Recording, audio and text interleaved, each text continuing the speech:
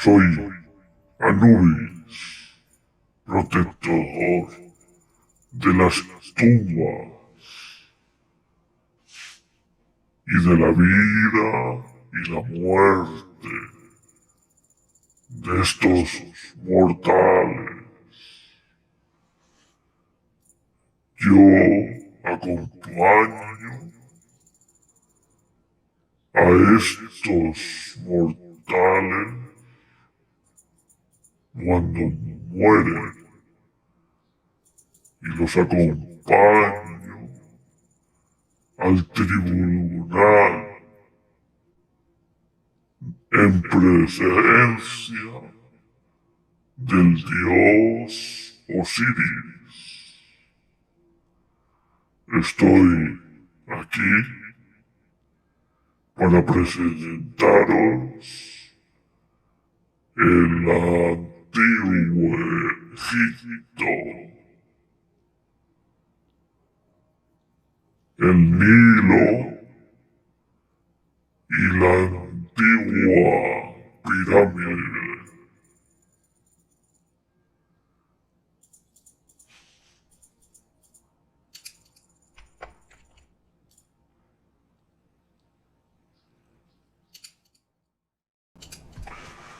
Estamos en el Nilo. Sus habitantes utilizan este método con embarcaciones para comerciar y traer partes de la pirámide. Podemos observar que hay habitantes en las ciudades, las cuales están muy cerca del Nilo.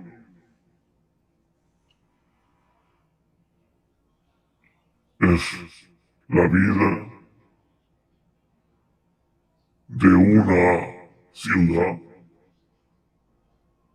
muy antigua. Aprenderemos cómo vivía y la construcción de la antigua pirámide.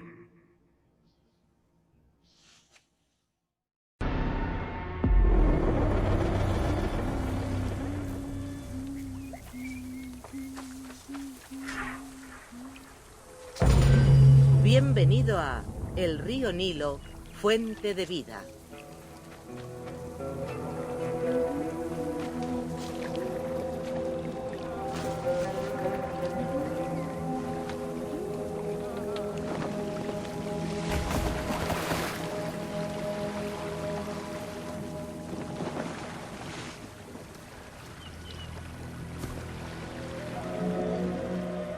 Los antiguos egipcios llamaban tierras negras al terreno fértil y oscuro del Nilo. El desierto de alrededor eran las tierras rojas.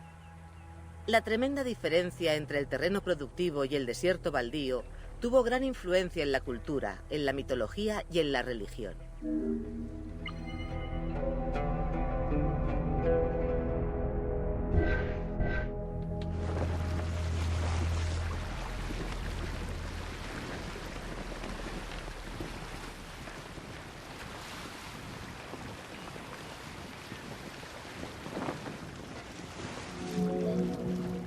El Nilo marcó gran parte de la civilización egipcia. Por ejemplo, su ciclo estacional era tan estable que el calendario de los antiguos egipcios giraba a su alrededor. Después de las inundaciones de la temporada de crecidas o Ajet, los terrenos de cultivo podían ararse. Luego venían las estaciones de cultivo y de cosecha, llamadas Peret y Shemu. Estas estaciones regulares, unidas a la abundante fauna y al suelo fértil, permitieron a los habitantes de Egipto alimentarse de forma autónoma y tener un comercio potente.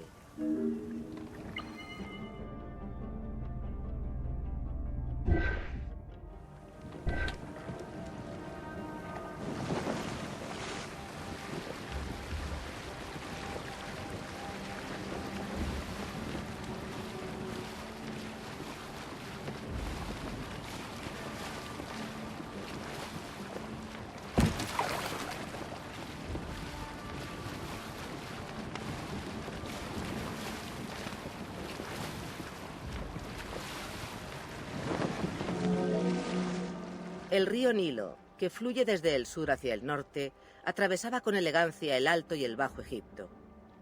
Las grandes ciudades de Egipto estaban situadas junto a esta fuente de vida. La civilización egipcia disfrutó de gran prosperidad económica y cultural durante más de 4000 años, protegida por cordilleras y desiertos que hacían de barrera contra los enemigos y sustentada por las plantas y la fauna del Nilo.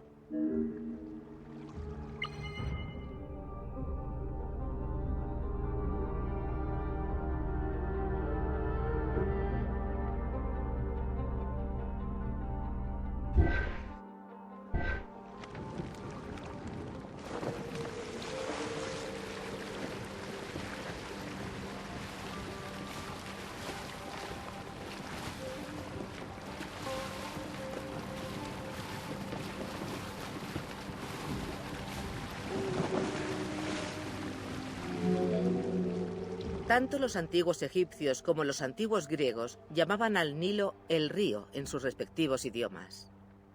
El Nilo recorre más de 6.700 kilómetros y es uno de los ríos más largos del mundo. Fluye desde el sur hacia el norte y atraviesa 11 países. El río Nilo nace en la región de los grandes lagos subecuatoriales, donde se encuentra uno de los más grandes del mundo, el lago Victoria, cerca de Tanzania.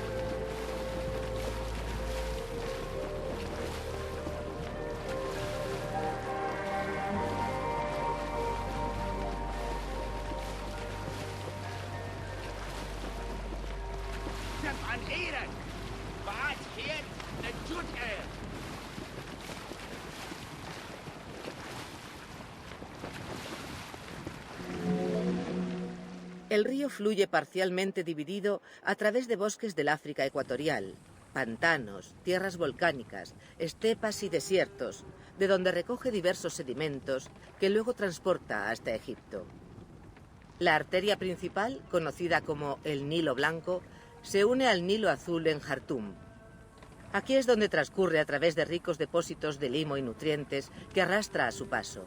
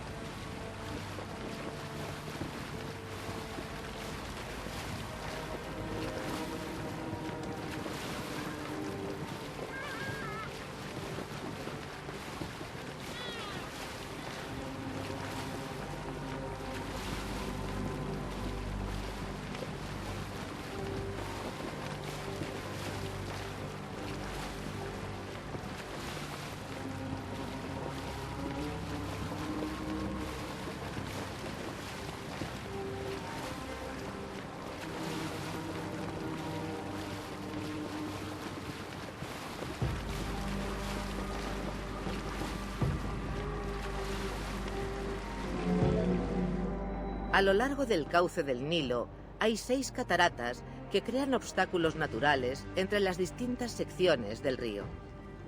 Las cataratas son largas zonas de unos 100 kilómetros, en las que las aguas rápidas sortean de forma tumultuosa enormes montones de rocas y bancales de piedra.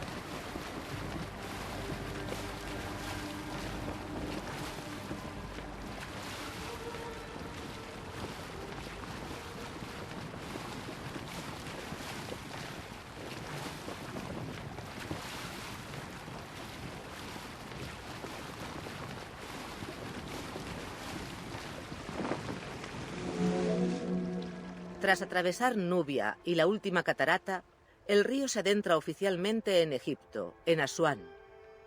Pero todavía faltan 1000 kilómetros hasta llegar a El Cairo y al delta, donde actúa como una auténtica fuente de vida para los lugareños antes de desembocar en el Mediterráneo.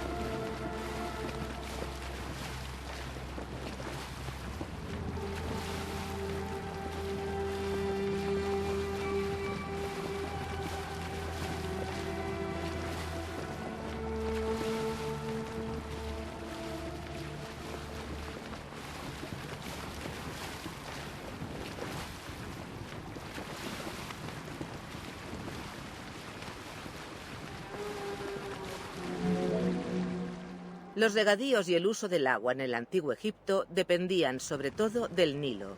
Sin embargo, también tenían acceso a arroyos, ríos y a varios lagos grandes. El delta, situado en el extremo norte del Nilo, también llamado Bajo Egipto, es una gran zona de regadío en la que el río se divide en diversos ramales.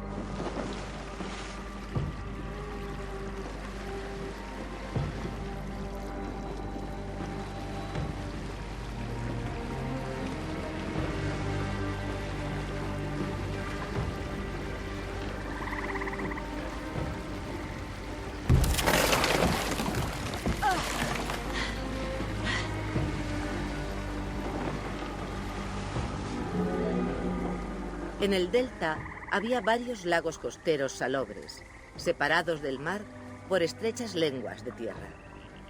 Estos lagos, mezcla de aguas más y menos profundas, marismas y llanuras arenosas, acogían gran cantidad de fauna y de vegetación acuática y terrestre.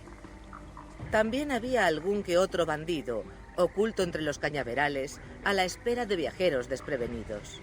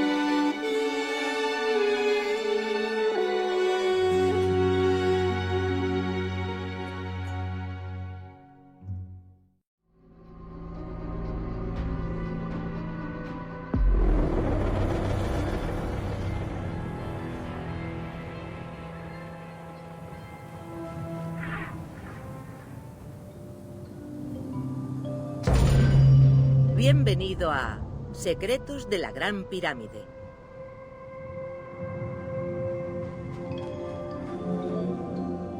Construida hacia el año 2550 antes de la Era Común, la Gran Pirámide de Giza es una de las construcciones más emblemáticas de Egipto. Es la más grande de las pirámides y la única de las 7 maravillas del mundo antiguo que sigue en pie. Los números de la Gran Pirámide de Giza son impresionantes.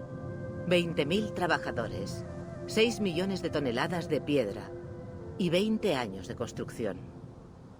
Fue un monumental proyecto para la tumba de un faraón.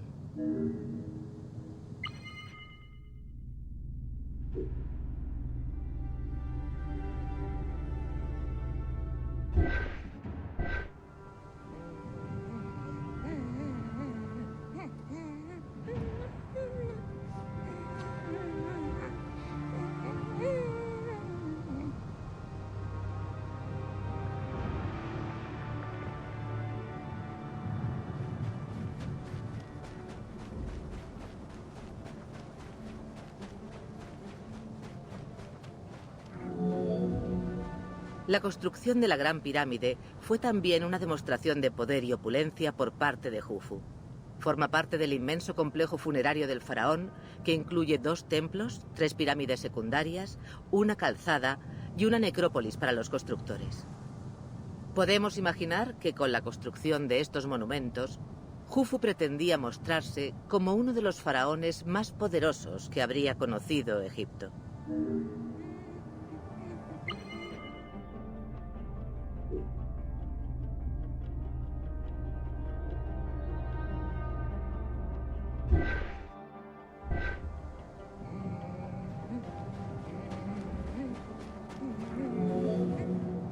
$4.500 años después, seguimos descubriendo nuevos secretos sobre la ingeniería y la cultura egipcias.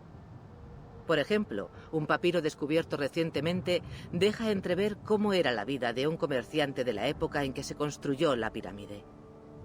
Además, un libro de registros perteneciente a un jefe de obra ofrece detalles sobre los artesanos, sus horarios de trabajo y las materias primas que usaban.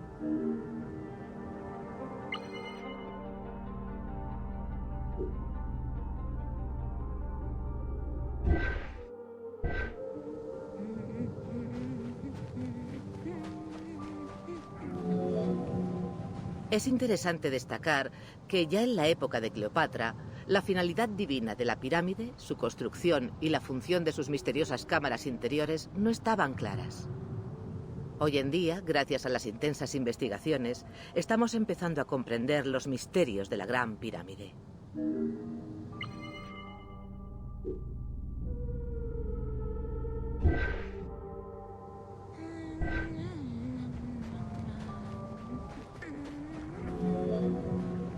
Los egipcios ya llevaban siglos perfeccionando su diseño cuando comenzó a construirse la Gran Pirámide. Se creó para ser la tumba de Jufu y presenta un diseño que los ingenieros y los historiadores consideran prácticamente perfecto desde entonces.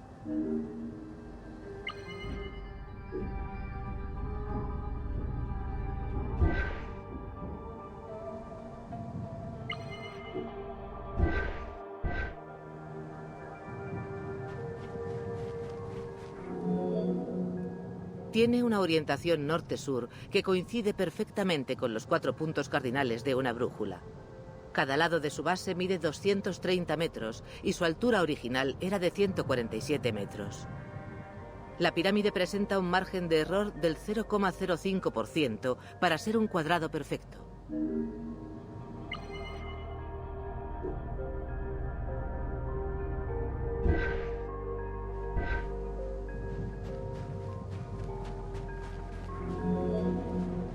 Para lograr la forma de una auténtica pirámide, había que plantearse muchas cuestiones en la fase de planificación y ser muy precisos en la ejecución. Sobre todo, era importante controlar el ángulo de inclinación de todos los lados durante la construcción.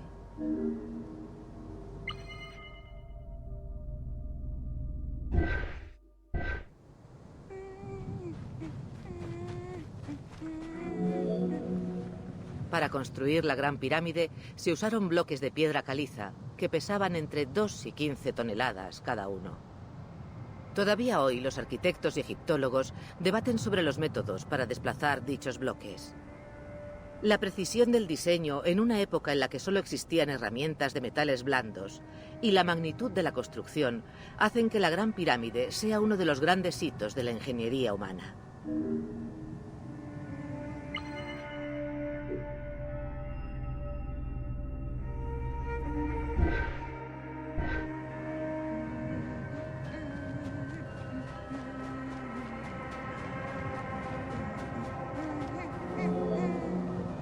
Se calcula que se utilizaron entre 600.000 y 2 millones de bloques de piedra para construir la Gran Pirámide. Los expertos estiman que habría que mover 12 bloques cada hora durante 20 años para colocar los 2,3 millones de piedras que conforman el monumento.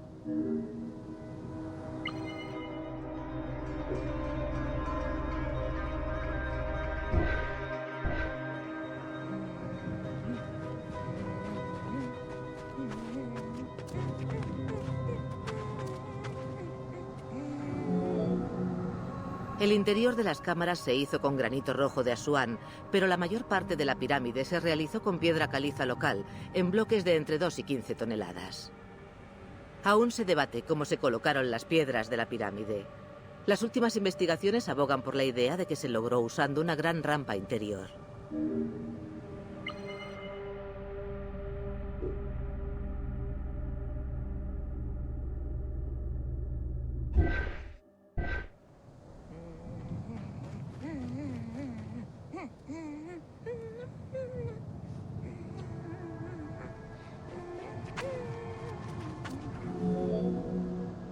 El libro de registro recién hallado confirma que la piedra caliza de alta calidad usada en el exterior se trajo en barco por el Nilo desde una cantera de Tura.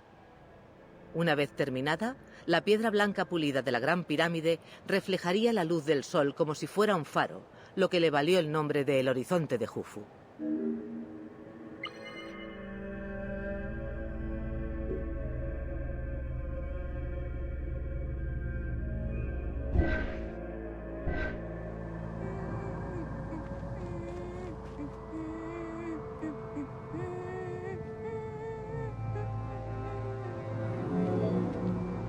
A lo largo de los siglos, ladrones y viajeros han intentado muchas veces acceder a la Gran Pirámide. Existen textos antiguos que describen su interior. Esto demuestra que algunos lograron entrar, aunque se ignora quién lo hizo primero y cuándo.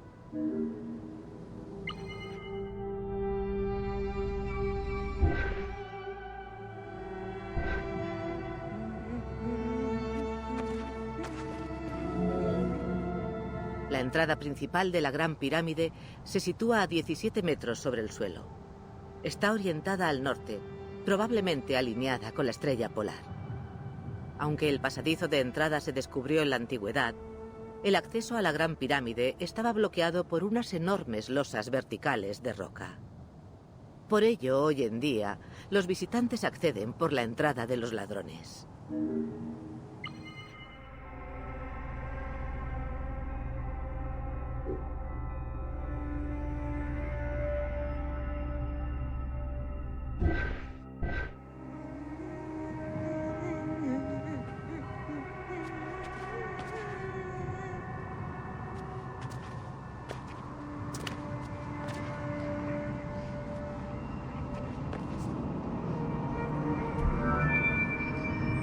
Se cree que la entrada de los ladrones la abrió en el siglo IX el califa Al-Mamun, que ordenó a sus hombres que excavaran un acceso a la Gran Pirámide para buscar sus tesoros.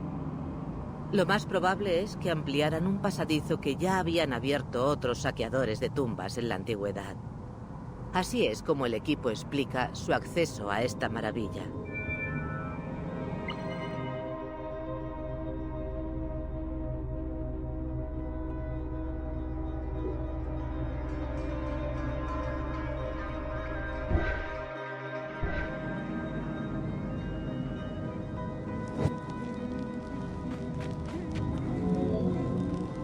Los intentos por acceder a la Gran Pirámide y descubrir sus posibles secretos han perdurado durante siglos. En el siglo XIX, creyendo que existía otra entrada en la parte sur, volaron una parte de la pirámide para abrir un agujero, lo que causó graves daños y no ofreció los frutos esperados. En la actualidad continúa la búsqueda de más salas y pasadizos ocultos, pero la conservación es el objetivo primordial de dichos trabajos.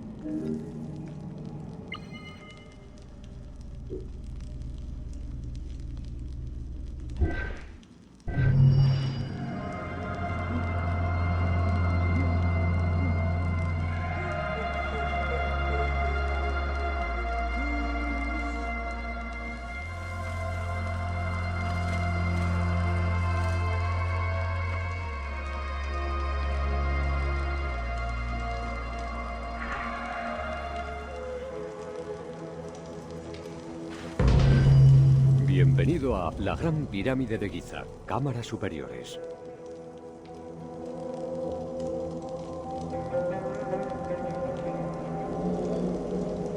Cerca de la entrada del pasadizo ascendente hay 3 losas de granito cuyo peso se estima en unas 25 toneladas cada una.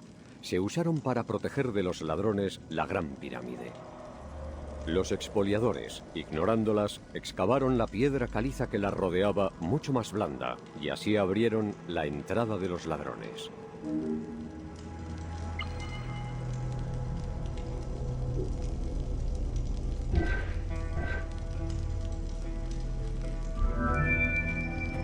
Aunque en realidad la entrada de los ladrones es una sola cavidad que conduce a ambos pasajes, en el juego se han creado accesos individuales para cada uno. De este modo, en el juego, una de las entradas conduce al corredor ascendente y la otra al descendente.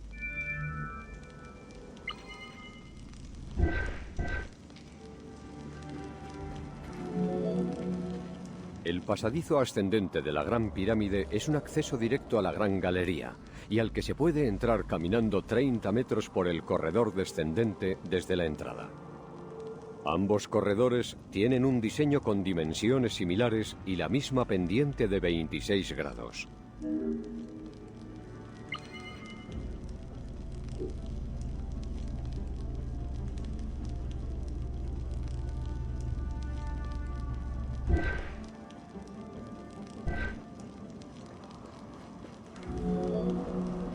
El corredor ascendente tiene una mampostería lisa y el diseño incluye muchas piedras de forma trapezoidal. El suelo y el techo del pasadizo indican que fue agrandado posiblemente durante el funeral o después para hacer espacio y que los trabajadores pudieran mover los bloques de granito que sellaban el pasaje.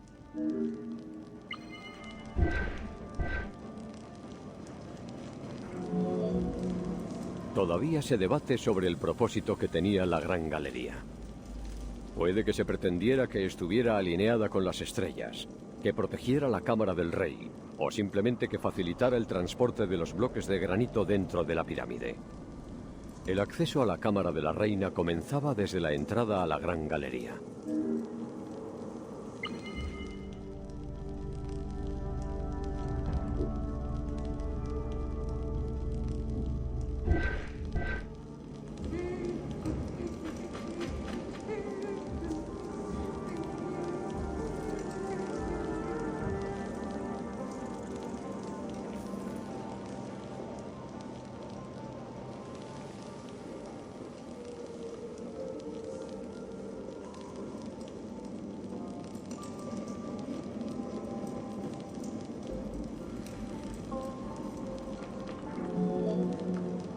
Aunque se conoce esta sala como la Cámara de la Reina, se cree que no se enterró a ninguna reina aquí.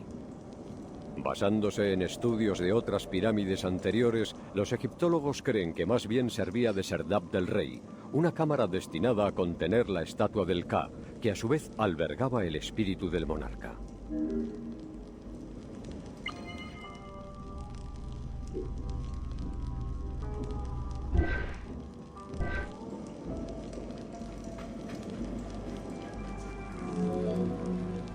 Ubicada en el centro exacto de la pirámide, sobre el eje este-oeste, la Cámara de la Reina tiene un techo abovedado y mide 5,7 por 5,2 metros. En el muro este hay un nicho, escondido bajo un pequeño arco en ménsula que originalmente podía haber albergado la estatua del Ka. Detrás del nicho hay otro hueco más pequeño, posiblemente horadado por los ladrones en busca de más tesoros.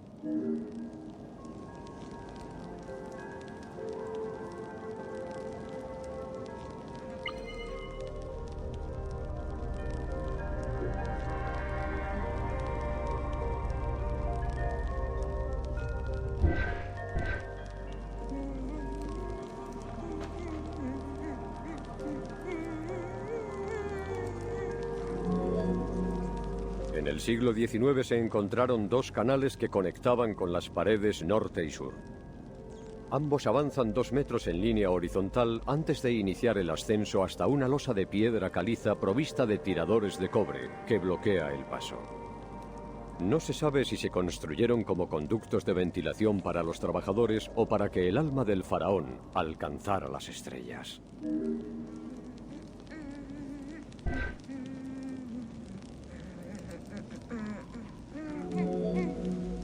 Un escáner reciente de la sala indica la presencia de una cavidad oculta tras la cara norte, por encima del corredor descendiente. Todavía prosigue la investigación para aclarar la naturaleza de esta anomalía y no poner en peligro la integridad del monumento.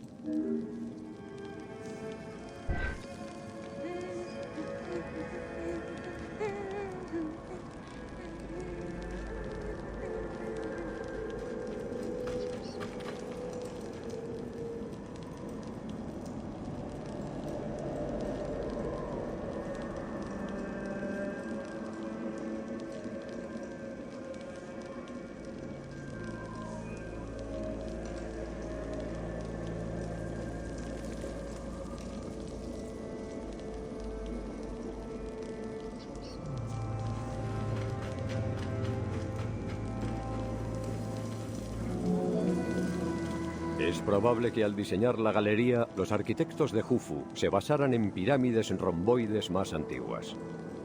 Se trata de la bóveda en ménsula más larga jamás construida, con 47 metros de largo y 8,6 metros de alto. Las paredes se estrechan hacia adentro para distribuir mejor el peso. Como resultado, el punto más alto de la bóveda tiene poco más de 1 metro de ancho. Aunque esta técnica de construcción está presente en otras pirámides, pocas tienen la misma precisión y estabilidad.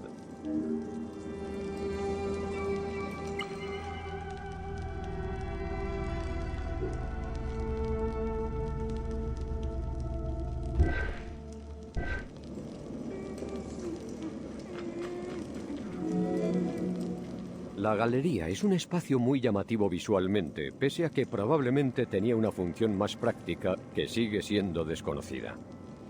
El diseño de las paredes sin duda está pensado para aportar estabilidad a la estructura, y el suelo podría haber ayudado a que los trabajadores movieran el material.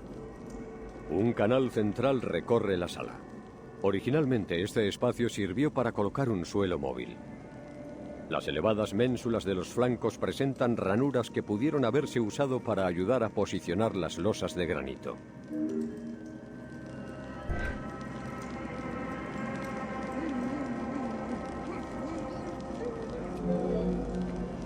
Al fondo de la gran galería se encuentra la entrada a la antecámara que conduce a la cámara del rey. Justo encima hay otro pasadizo horizontal más estrecho que conecta con la parte superior de la cámara del rey y permitía a los trabajadores acceder a las cámaras de descarga.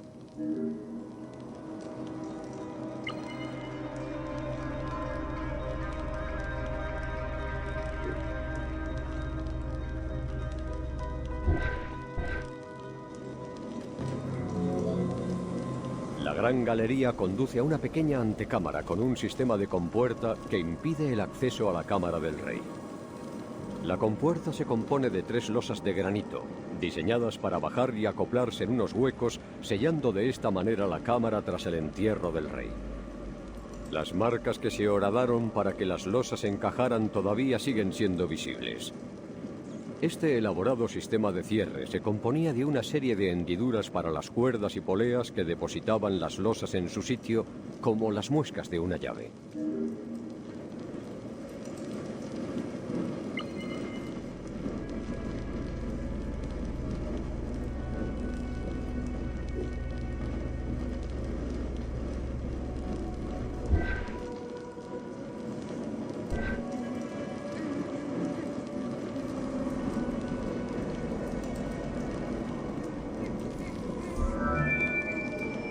A efectos de este juego, el equipo decidió eliminar el sistema de cierre de las losas para que los jugadores puedan acceder a la cámara del rey. En realidad, al terminar el funeral, los trabajadores habrían salido de la sala encajando cada losa una por una en su sitio. Estas 3 piedras fueron destruidas por los saqueadores hace siglos, y las marcas del expolio todavía son visibles. Toda la cámara del rey está construida con granito rojo. La cámara del rey mide 5,8 metros de alto. Tiene una cubierta imponente con una altura de 5 bloques apilados y vigas de granito de entre 25 y 40 toneladas. El piso superior está rematado por una bóveda de piedras con forma de gablete para soportar el enorme peso de la estructura.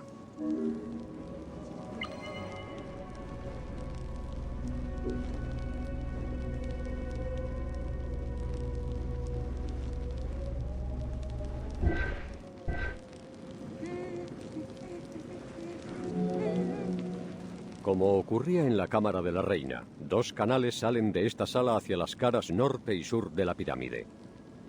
Con una longitud aproximada de 64 metros, terminan en unos bloques de granito con tiradores de cobre.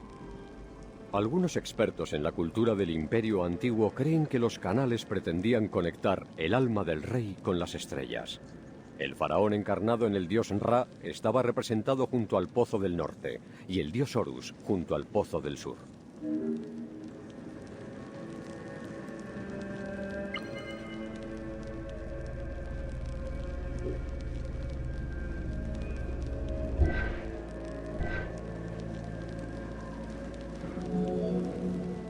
Hay un sarcófago de granito en el extremo oeste de la sala, pero son las inscripciones ocultas en las piedras del techo dejadas allí por los trabajadores lo que confirma que este es el lugar de descanso de Jufu.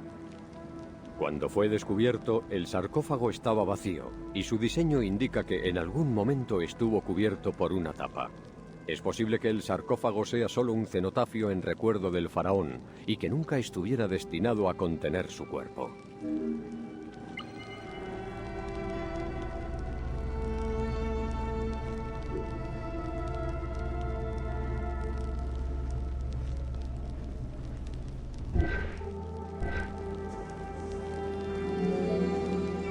La momia de Jufu nunca se encontró. Se espera que las salas y canales de la pirámide que aún quedan por descubrir contengan información sobre su paradero.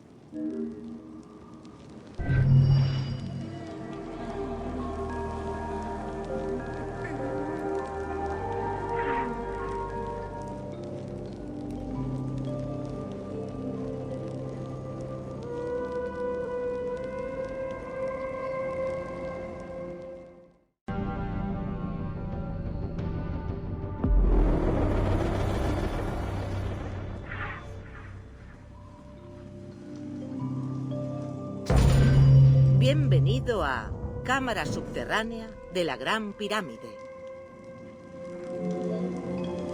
En la entrada original a la Gran Pirámide se abre un pasadizo que llega hasta una cámara subterránea. Las paredes se excavaron en el suelo de la planicie y luego se cubrieron con una fina capa uniforme de piedra caliza. El túnel desciende con una pronunciada pendiente de 26 grados. La estrechez, la baja altura y la longitud del pasadizo dificultan la bajada.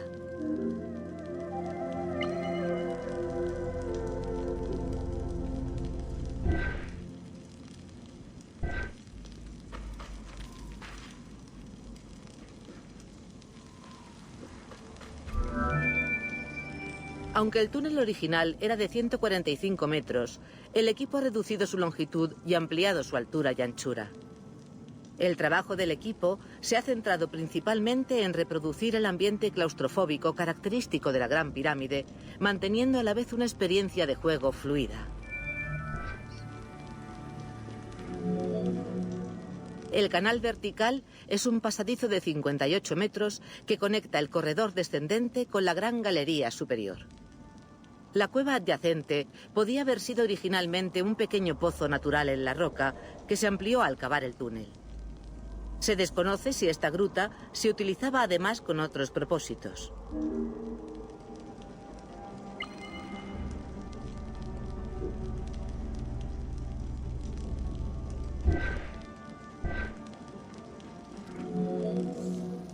Se ha especulado mucho sobre la intención del canal vertical. Una teoría es que esta vía se abrió o amplió para que entrara aire a los trabajadores del corredor descendente. Otra hipótesis es que se construyera como vía de salida, una vez que terminara el trabajo en el centro de la pirámide. Sin este pasaje vertical, los trabajadores se habrían quedado atrapados para siempre al sellarse la gran galería. La abertura al final del pasaje vertical probablemente fue sellada por los trabajadores al salir para camuflar el pasadizo.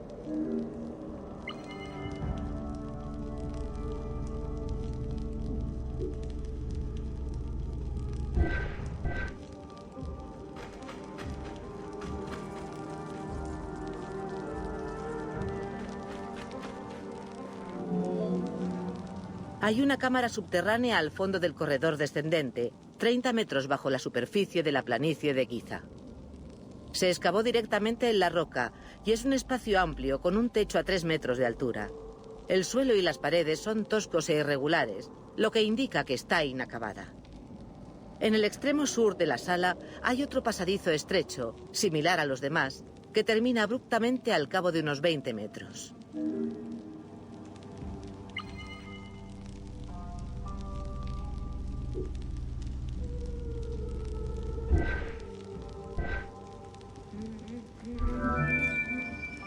La cámara también contiene un foso de 11 metros en el extremo este.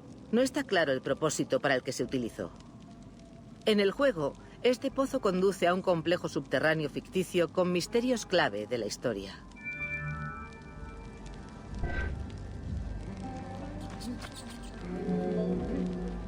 El propósito real de la cámara subterránea sigue siendo un misterio. Una teoría popular es que estaba originalmente destinada a ser la cámara funeraria de Jufu, pero el faraón cambió de opinión y prefirió ser enterrado en la parte alta de la pirámide, lo que explicaría su estado inacabado.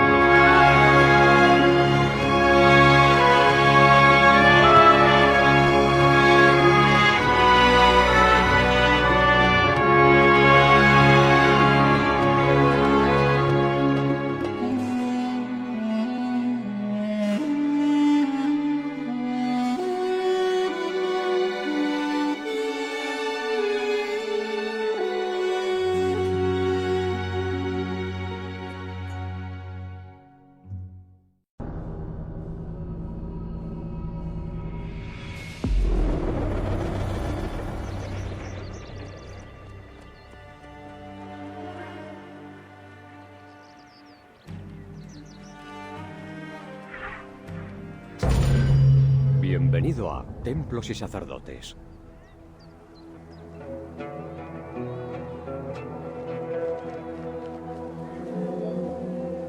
Desde su fundación, la ciudad de Memphis veneró al dios Ptah. El principal templo de Ptah era Hut-Ka-Ptah, que significa Palacio del Ka de Ptah. El nombre del templo, que en griego era Egiptos, evolucionaría hasta convertirse en el nombre moderno, Egipto.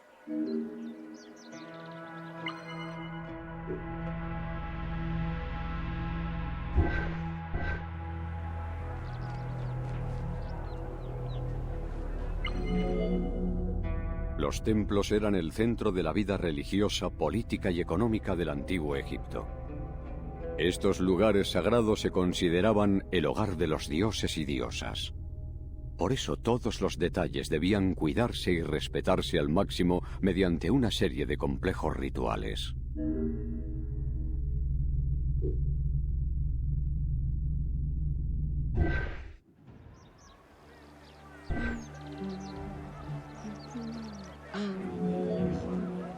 El templo de Ptah, situado en el centro de Memphis, era el edificio más imponente y famoso de la ciudad.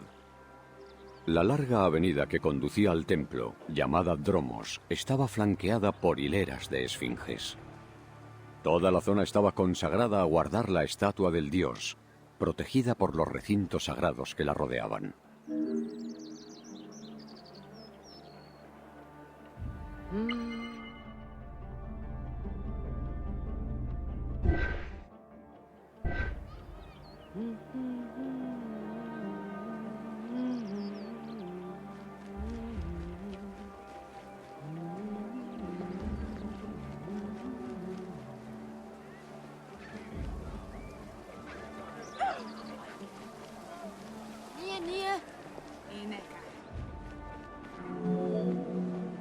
El Dromos terminaba en un patio rodeado por un pórtico con columnas talladas a la manera de palmeras.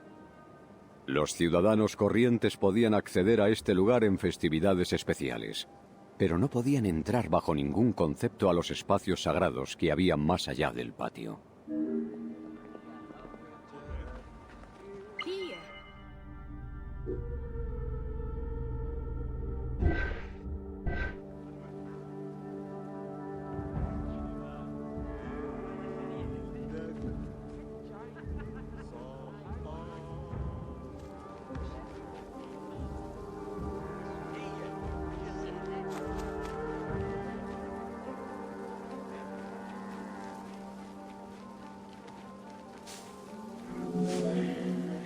La esfinge de alabastro de Memphis se descubrió en 1912, casi totalmente cubierta por agua y arena. Con una altura de 8 metros y un peso de unas 90 toneladas, sigue colocada en su pedestal original. Aunque se la conoce como la esfinge de alabastro, en realidad fue tallada en calcita común, que es similar al alabastro en su aspecto y textura.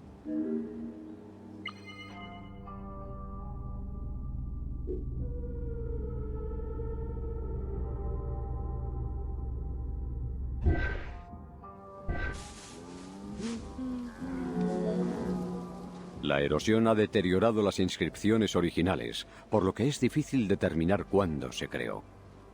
Los egiptólogos consideran que sus rasgos faciales se asemejan a los de Amenhotep II, por lo que podría haberse esculpido entre 1700 y 1400 antes de la era común. Se cree que este monumento estaba fuera del templo de Ptah, pero se integró posteriormente con las ampliaciones del recinto.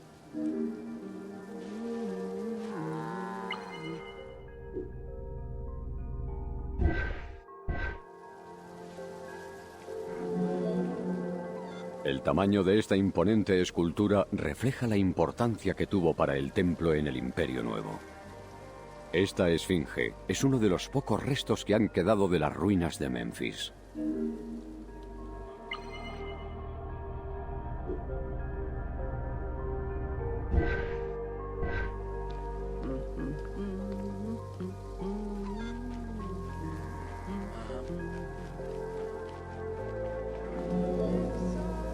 En la cultura egipcia se asociaba a algunos animales con los dioses, y otros se consideraban dioses vivientes.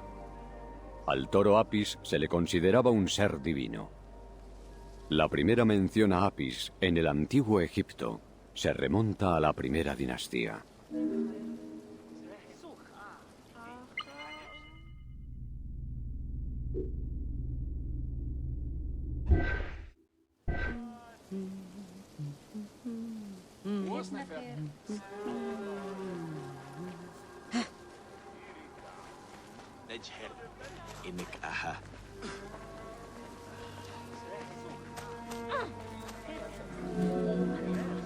Apis fue originalmente el símbolo de la fertilidad.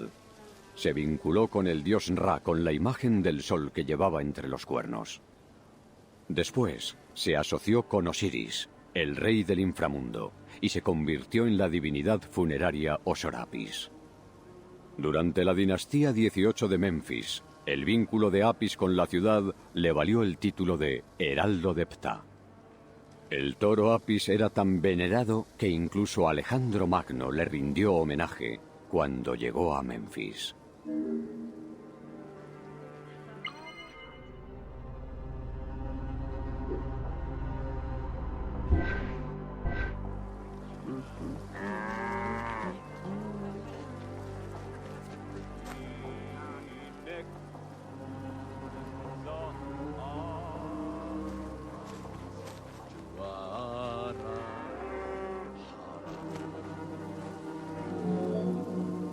El toro Apis vivía con su harén en un establo sagrado situado en un recinto del templo de Ptah. Cada toro llevaba 29 símbolos representativos de su divinidad. Entre ellos tenía la marca de un águila en el lomo, el pelo de la cola dividido en dos y la marca de un escarabajo bajo la lengua. Estos símbolos se correspondían con el ciclo lunar. Tras su muerte, los egipcios buscaban su reencarnación entre el ganado.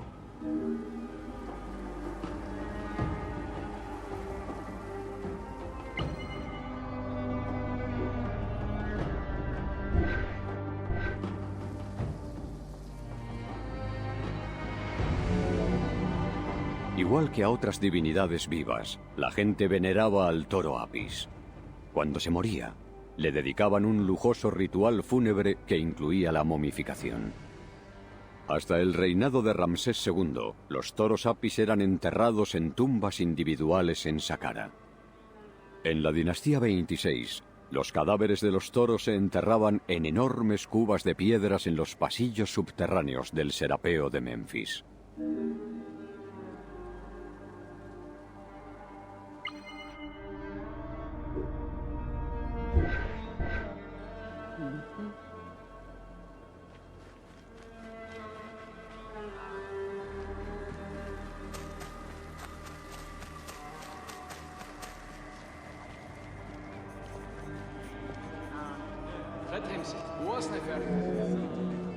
En el antiguo Egipto creían que los ritos eran fundamentales para mantener el orden cósmico y facilitar la comunicación entre los humanos y los dioses.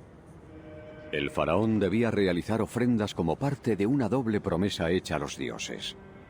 Sería un gobernador justo y evitaría que el caos se adueñara de Egipto.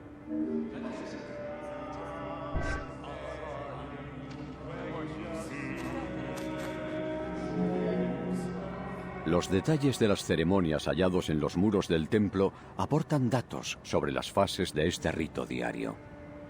Se realizaba 3 veces al día, como las 3 comidas diarias de los humanos.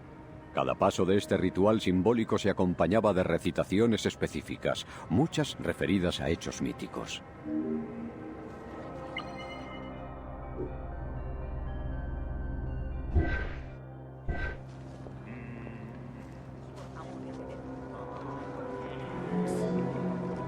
El sumo sacerdote debía primero despertar al dios con un canto. Luego se rompían los sellos de las puertas del santuario y se abrían los cerrojos. El acto de apertura de las puertas era un gesto simbólico para que la deidad pudiera ver. El sacerdote se inclinaba y besaba el suelo.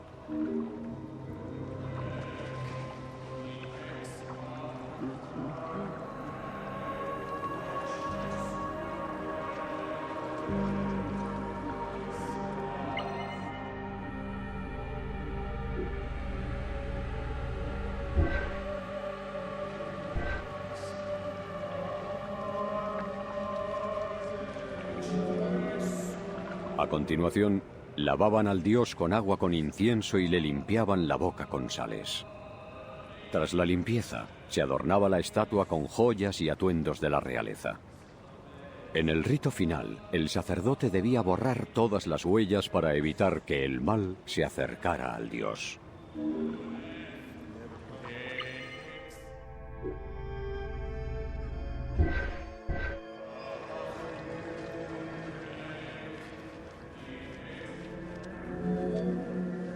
Los nuevos empleados se elegían de forma hereditaria. Pocos accedían desde fuera del sistema. En lo alto de la jerarquía del templo estaba el sumo sacerdote. Cada templo dedicado a un dios tenía al menos un sumo sacerdote a su cuidado. En la dinastía tolemaica, un mismo linaje ostentó el título de sumo sacerdote de Menfis durante casi 300 años.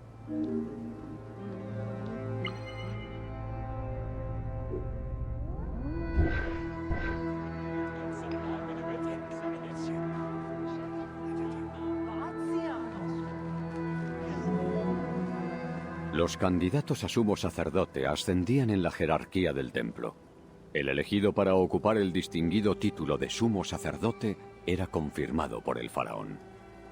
Algunos sumos sacerdotes también ocupaban altos cargos del gobierno. Las familias que ostentaban dichos títulos solían formar alianzas, acumulando así cada vez más tierra y más riqueza. Los cambios en los equilibrios de poder daban lugar a conflictos más o menos abiertos entre los sacerdotes y los faraones.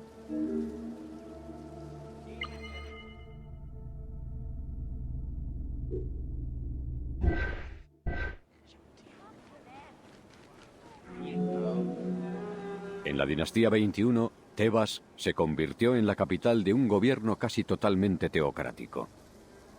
Gobernaban los reyes sacerdotes, que representaban al dios Amón y se oponían directamente a los faraones reinantes.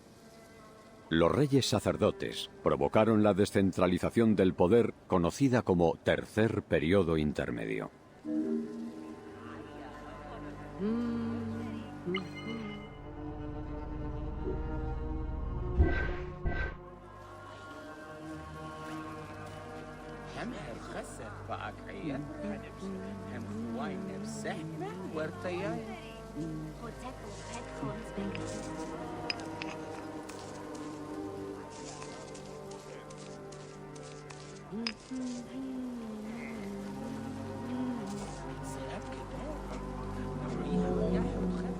Las instituciones educativas en el antiguo Egipto se llamaban casas de la vida. Allí estudiaban los hijos de la élite y el clero. Eran lugares hechos a la medida del estatus de sus alumnos. Las primeras referencias a este tipo de instituciones se remontan a los decretos reales del Imperio Antiguo.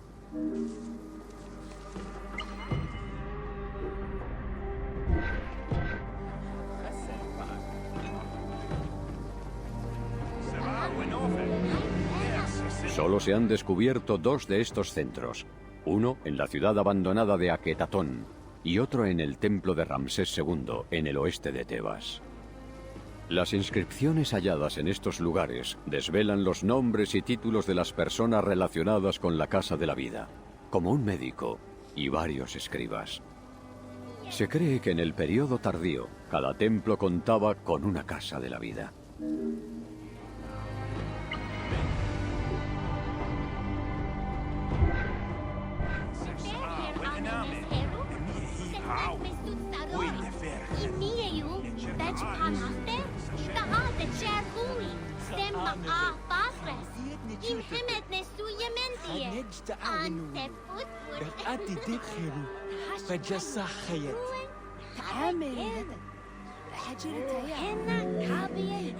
La Casa de la Vida ofrecía preparación para los miembros de la élite que ocuparían cargos de astrónomos, médicos, veterinarios, diplomáticos, arquitectos, traductores o teólogos. Algunas instituciones se dedicaban a disciplinas concretas y eran un centro principal del reino.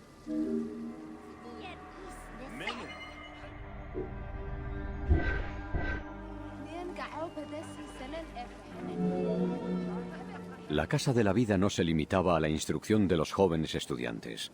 Era una referencia para académicos, con salas dedicadas a los papiros de muchas disciplinas. Como los papiros se conservaban allí, los grecorromanos llamaban biblioteca a la Casa de la Vida.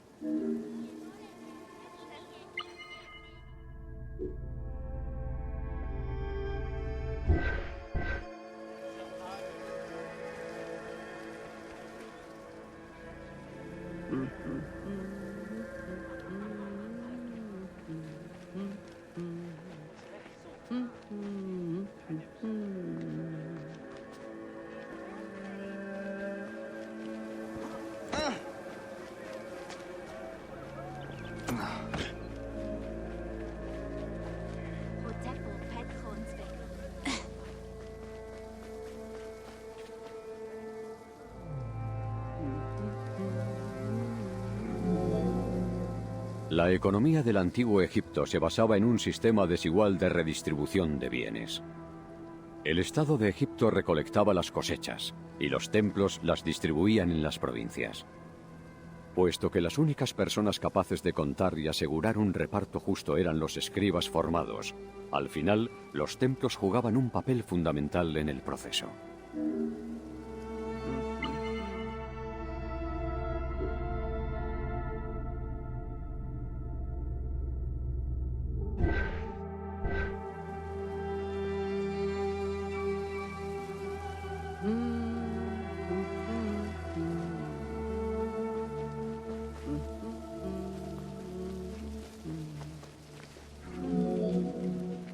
Hay registros de faraones que ofrecían grandes cantidades de tierra y animales a los templos para ganarse su favor. Ramsés III ofreció generosos presentes al templo de Amón en Karnak con ese fin.